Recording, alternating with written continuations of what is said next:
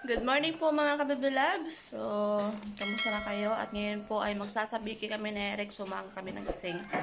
Dahil mag-alaot ulit kami at maghahanap ulit kami ng isda. Walang pang ulam eh. So, kape tayo ngayon with tinapay. Para hindi tayo magutom doon mamaya sa laot. Kape na ito. Si Eric po ay mukhang antok pa. Maaga kami nagising mga kabibilabs eh.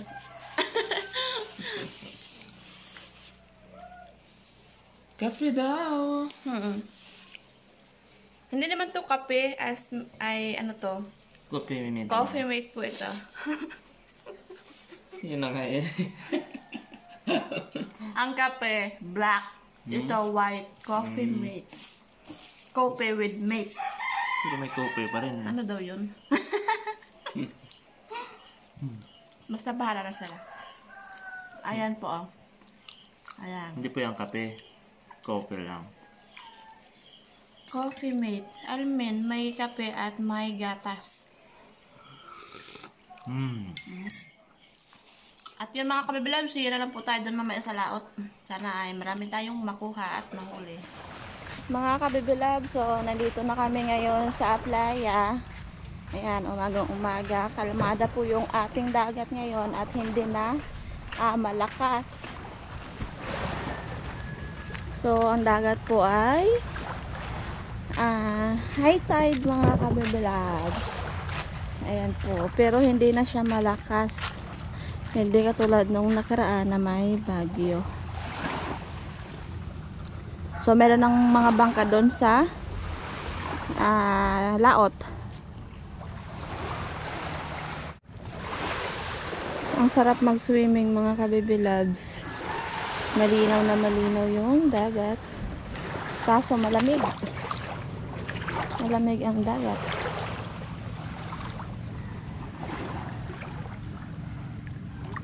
So, kumukuha kami ng gasolina dito mga kabibilab sa motor na Fishing Brothers. So, dalang aming gamitin ay yung kulay blue na bangka. Yan, paanda na po ng makina. Alis na kami.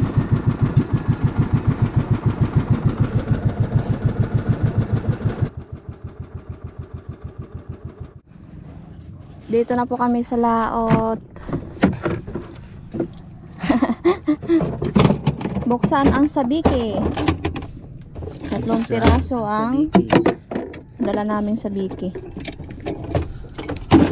Buksan ang sabikoy. Meron na ring mga bangka mga kabibilabs. Maraming mga bangka. Yes. Hulog na tayo ng sabiki mga kabibilabs.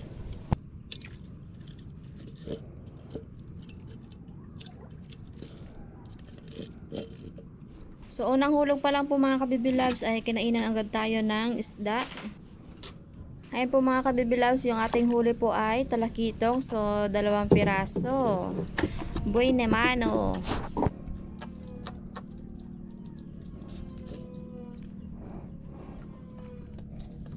Huli din si Eric mga kabibilabs. So, 1 pirasong talakitok ang kanyang nakuha.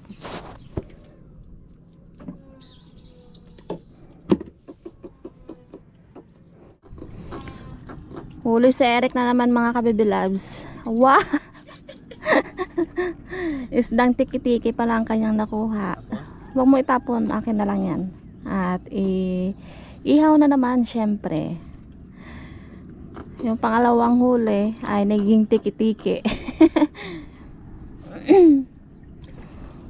So, makulimlim na naman po yung panahon dito sa amin mga kabibilabs. At mukhang ay uulan na naman po. Pero kalmada naman yung panahon.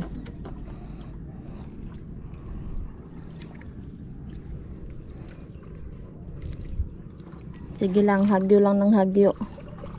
At wala pang isda. Yun, ang daming hasa-hasa kay Eric. Ako wala pa mga kabibilabs. Wow, puno. Grabe. Kasi sa taas lang ay hindi ako makapataas ng kawel kasi may hawak akong camera. Wow.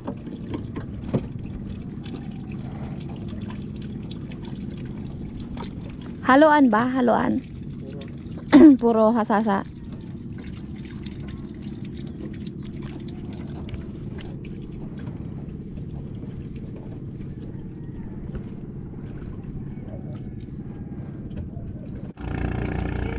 Uli na naman. Sana all. Sana all na lang ako dito. Wow. Ako wala pa talaga. Kanina pa ako ng hagyo. Nasa taas. Taas ko nga ang akin.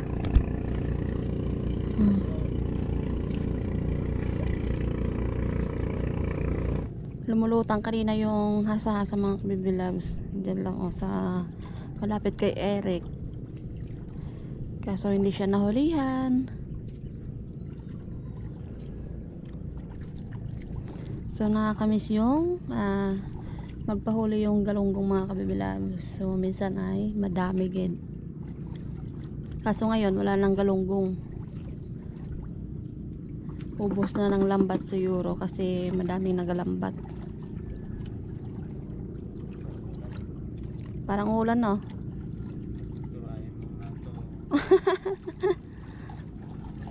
Kulimlim na naman eh. Makulimlim ang panahon. Yan. Huwag ka munang umulan. Bago ka ulan, kapag doon na kami sa bahay. Yan.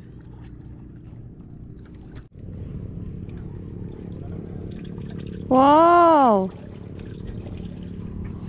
Siyempre, ako gang.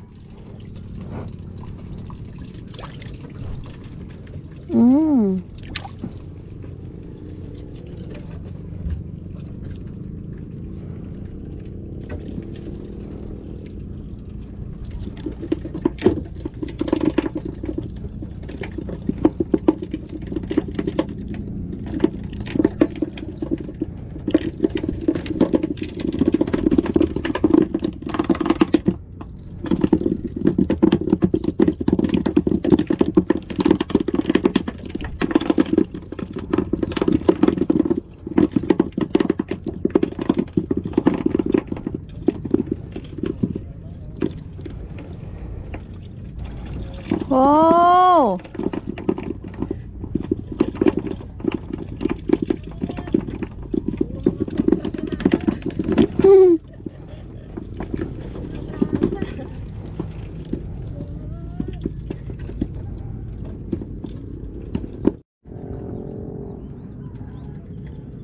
Sana all. Huli na naman si Eric. Ano yan? Wow! Lumahan. Malaking lumahan ang nakuha ni Eric. Sana all na lang.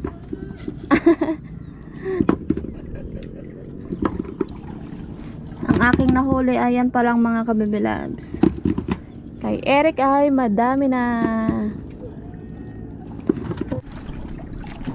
Lumulutang na naman po yung mga hasa sa mga kababy loves doon oh. Baka dalang bukid dyan. Sana may dalang bukid. Lalo ay nagalutang-lutang. At makulimlim naman ang panahon eh. Dati, sabi ni Eric, nung bata pa siya mga kababy loves, ay grabe daw talagang isda dito. No? Kahit daw sa tabi na ay grabe daw, sobrang dami. Pero ngayon ay wala na. Bihira na lang, konti na lang makukuha.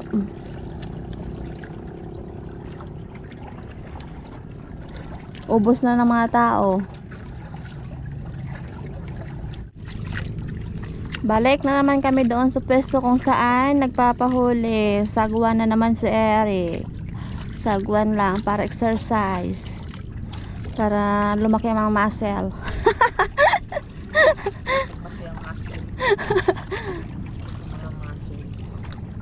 Dito ulit kami pupunta sa may unahan. Sige, bugsay lang. Huli sila. Huli siya mga kababy loves. Hindi yan uulan kasi lumabas na si Haring Araw.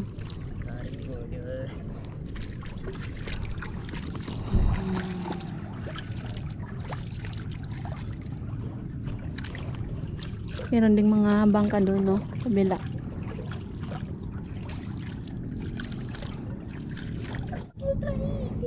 Yun. Dami ah. Yan pala nagalutang, oh. Yun, oh. Yun. Pero ako bakit wala? Yun! Oh!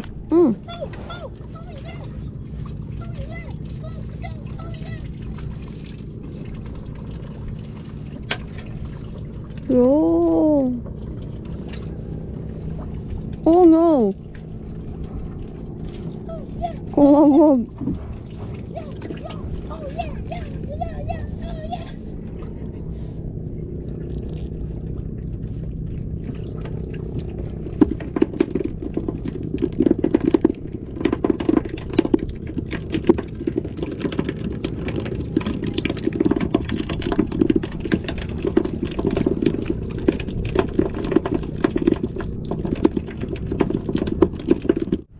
Huli na naman si Eric mga kabibilab. Syempre ako din, huli din po. At grabe talaga ang daming huli ni Eric. So laging puno ata ang kawil niya. Sa akin po ay 1 piraso lang ang kumain na hasa-hasa.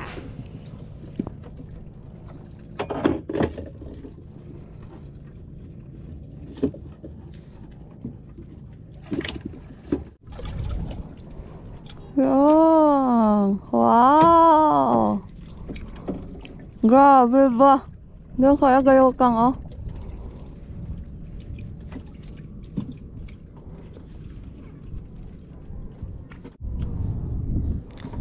Todo nang uminit. Kanina ay makulimlim pa.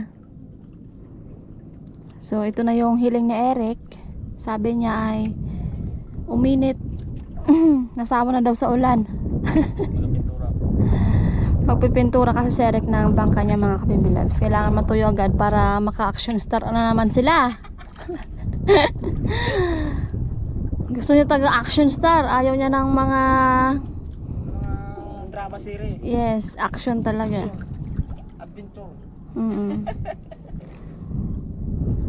Yan mga kabibilabs. So ngayon po ay uuwi na kami at wala nang pahuli. At maaraw na rin talaga. So mainit sa balat katawan ng init. Pero hindi natin sure mamaya ang panahon. Minsan kasi umiinit, umaaraw at umuulan. Yun. Gawin pa. Oo. Huli. Kaya ka, kaya ka. Oo.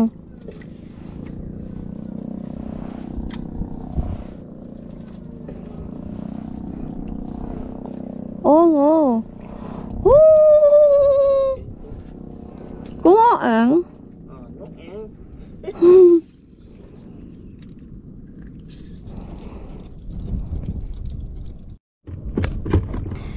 Mga kabibilab, so ito po yung aking huli. Ayan, yan lahat po. Ayan, buhay na buhay pa yung kanuping. Kasi gusto pang tumalon atas sa dagat at lumangoy. At pumunta sa nanay niya. Or tatay niya, or anak niya. Ayan po, so tingnan natin ang huli ni Eric. Dito mo ilagay. Wow, oh, tumalon pa. May isang tumalon, nadamay ng kanuping kasi tumalon yung kanuping ko. Oh, grabe ba? Sariwa talaga ba? Sariwang sariwa talaga yung ating isda. Fresh na fresh at masarap na masarap yan. Tumatalon ba? Grabe ba? Ibalik na lang kayo natin sa dagat. Tulad sa ibang bansa binabitawan. Hindi natin pwedeng bitawan. Wala tayong pang ulam. Okay, uwi na po kami at magluluto pa ng pangumagahan. Meron pang bangkang paparating dito. Siguro ay pangisda pa. Kami po ay uuwi na dahil mainit na pong panahon at gutom na.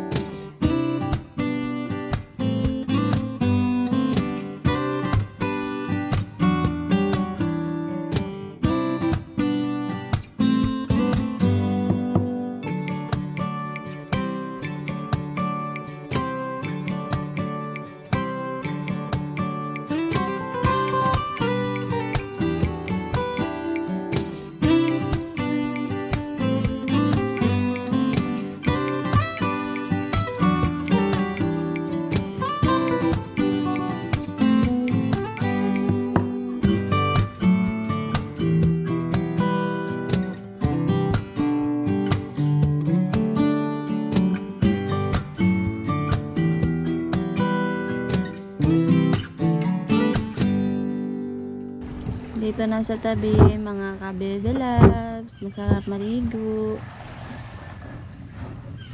Nag-ano na yung tubig pa. Pa-low tide siguro to. Yan. So, nandito na kami ngayon sa bahay mga ka-baby loves at kakarating lang po. So, ito lahat po yung aming nahuli ni Eric. Ilipat natin dito sa planggana. So, mga 1 kilo din sila yung aming huli mga ka-baby loves. Ayan. Madami-dami din po mga ka-baby loves. Buhay na buhay pa talaga yung kanuping na isda. So, linisan ko muna itong mga ka-baby loves at bago magluluto ako. So, malinis na po yung ating isda mga ka-baby loves and then nilagyan ko na rin po ng asin. Dahil dalawa lang naman po kami ni Eric, so kukuha lang kami. At yung aking gagawin ay iihaw lang kasi may pupuntahan pa po kami ni Eric, so ito lang. So, i-separate ko na. So, pang mabilisang umagahan lang po mga ka-baby loves. Ayan. So, yan po aking iihawin. And then, yung aking paborito, yung karaho or tiki-tiki. At ito, so, 3 piraso lang po yung aking iihawin mga ka-baby loves. Para makasurvive lang kami sa aming umagahan. Kasi may pupuntahan po kami ni Eric. Kaya saglit lang yung ating lulutuin. Ito pala yung ibang isda na nahuli namin. So, ipaparef lang namin to kay Miss Yahay. Para naman bukas ay meron ulit kaming pang-ulam. And then, bibigyan din namin po sila. At alam namin ay wala silang ulam. So, bali, nakapagpadupong pala ako ng apoy mga ka-baby loves. And then, ngayon po ay ilalagay ko na yung steak para makapag-ihaw na po ng ating isda. Ilagay na natin ang ating sariwang isda. So, shout out po kay Ma'am Ivy Beltran from California, USA. So, maraming salamat po ma'am sa inyong panonood nyo po sa aming mga video. And then, kay Ma'am Neta Durante. So, shout out din po ma'am from Chicago. Ingat din po kayo dyan ma'am. So, God bless po at maraming salamat po sa inyo na laging nandyan kayo at nanonood sa aming mga video. So, maraming salamat po. So, baliktarin na po natin ang ating inihaw na isda mga ka-baby loves. Dahil luto na po yung ating isda at ngayon po ay hahanguin na natin. Mga ka-baby loves, buka tayo ng salbos ng kamote. Umuulan na naman, umaambon dito sa amin.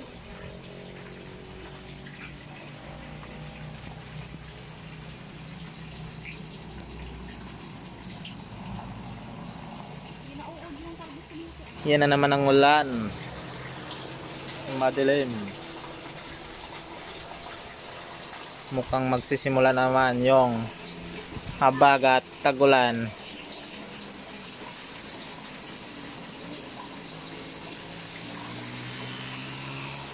So, nagpakulo na pala ako ng tubig dito mga ka-baby loves para ilalagay ko yung talbos ng kamote. So, i-steam ko lang to.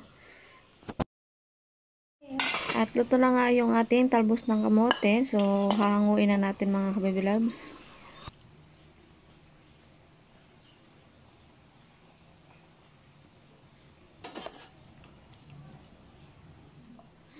Mga ka-baby loves, ngayon po ay kakain na kami. Ito na lahat, luto na. May bagoong. Meron kaming bagoong para sa usawan sa gulay. And then, may toyo para sa isda. So, yes, let's pray. Amen. Kain po tayo. Si Nana pala ay wala po dito mga ka-baby loves kasi kahapon pag simba namin ay napunta siya doon sa isang ate ko at sabi niya doon daw muna siya. Baka bukas pabalik din po yung mga ka-baby loves. Kain.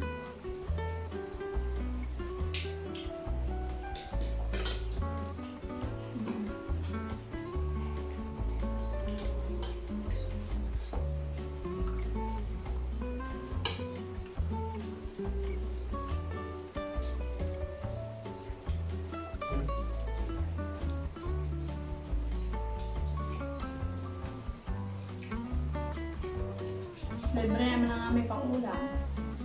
May isda, may gulay.